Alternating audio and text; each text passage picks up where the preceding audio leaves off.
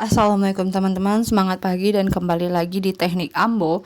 Pada video kali ini kita akan membahas tentang isolator. Setelah sebelumnya kita bahas tentang ilmu bahan listrik dan sebagainya. Nah, untuk matkul lainnya teman-teman bisa cek di playlist ya. Let we start. Oke. Pertama kita bahas dulu tentang fungsi isolator.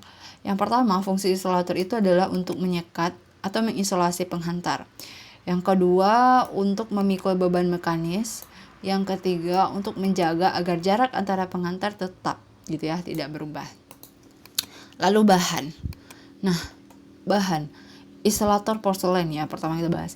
Isolator porselen ini dibuat dari bahan campuran tanah porselen, quartz dan feldspar yang bagian luarnya dilapisi dengan bahan glazur agar bahan isolator tersebut tidak berpori-pori. Dengan lapisan glazur ini, permukaan isolator menjadi licin dan berkilat sehingga tidak dapat menghisap air.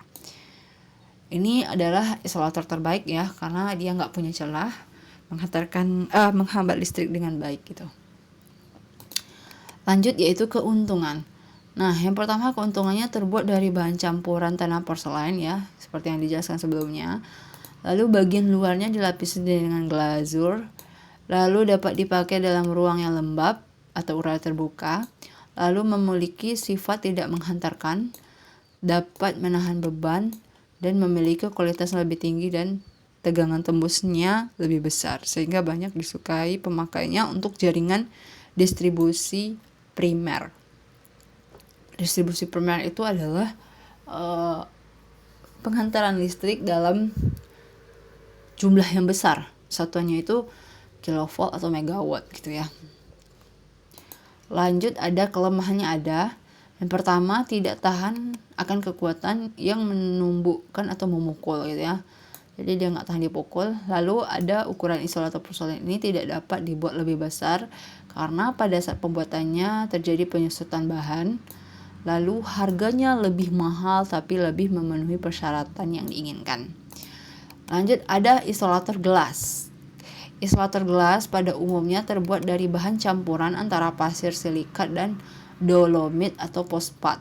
Isolator gelas ini mempunyai sifat mengkondensir atau mengembun. Lalu sehingga ya lebih mudah debu itu melekat di permukaan isolator tersebut. Ini untuk jaringan distribusi sekunder.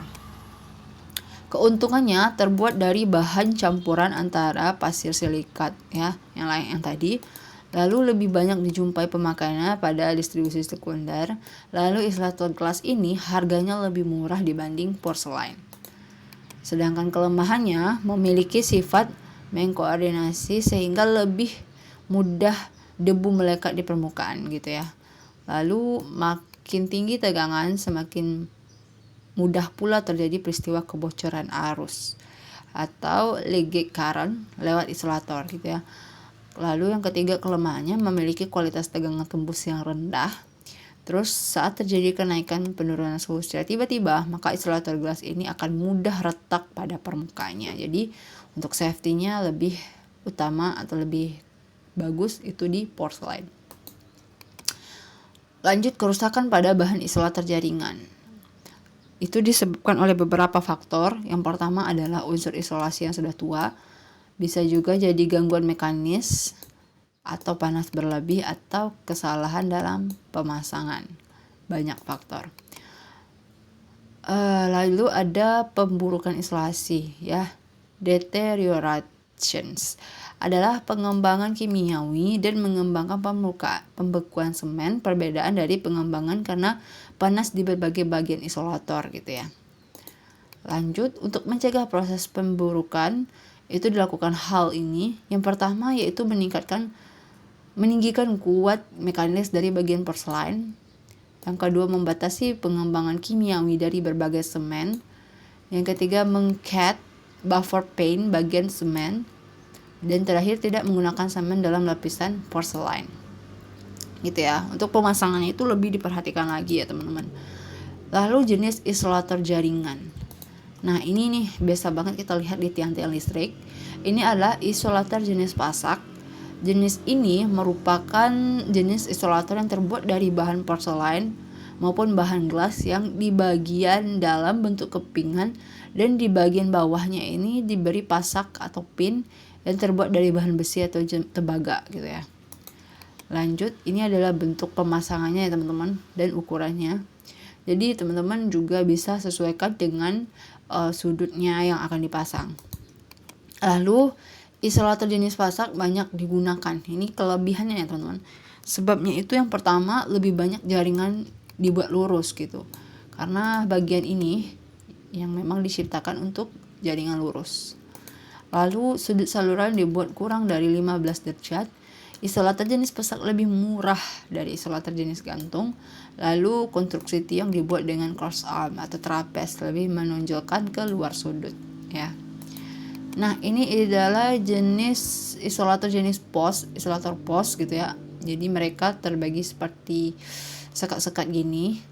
Ini di bagian atasnya diberi tutup atau cap, di bagian bawah diberi pasak yang terbuat dari bahan besi atau baja. Bahan yang digunakan untuk isolator jenis pos ini terbuat dari bahan porselen basah yang murah harganya. Gitu ya. Ya. Nah, maaf ya teman-teman, tadi ada sedikit gangguan. Next ya, kita lanjut. Ini bentuk pemasangan dari isolator jenis pos ya teman-teman. Nah, ini adalah isolator gantung. Ini jarang banget ya kita temukan di jalan-jalanan, tapi ada di daerah tertentu.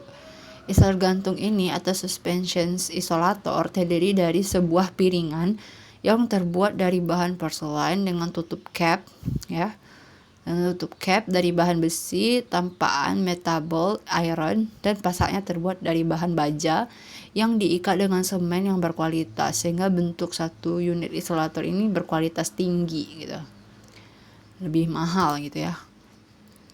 Nah, ini umumnya isolator gantung dengan bahan gelas untuk jaringan primer. Lalu ada isolator cincin. Dia seperti cincin ya. Spool type isolator ya. Dan ini berbentuk bulat berlubang di tengahnya ini.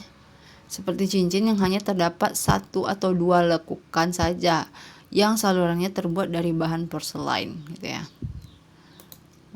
Next ada karakteristik isolator.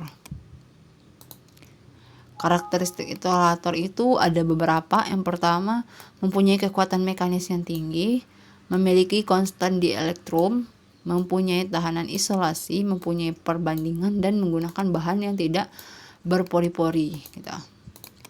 Terus ada bebas dari kotoran dari luar, mempunyai kekuatan di elektrik, bahan yang mampu mengisolasi, dan harga murah, lalu tidak terlalu berat.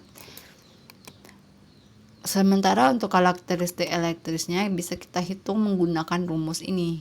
Q sama dengan C kali V. Dan ini adalah tabel nilai konstan di elektrik beberapa bahan. Ebonite, fiber, gelas, mika, dan minyak gitu ya. Macam bahannya ini apa aja. Dan ini bisa kita rumuskan juga dengan kapasitas suatu bahan atau satunya farad dibagi dengan konstanta luas penampang. Oke teman-teman. Lalu juga ada untuk arus kebocoran dalam ampere, ini tegangannya. Kita bisa untuk rumus. Lalu karakteristik mekanisnya bisa juga kita hitung. Dan penggunaan isolator pada jaringan distribusi. Ini ya untuk SUTR isolatornya gini. Ini untuk SUTM dan thank you. Oke, demikianlah materi kita kali ini. Untuk teman-teman yang ada pertanyaan bisa di drop di kolom komentar atau email di teknikambos99@gmail.com.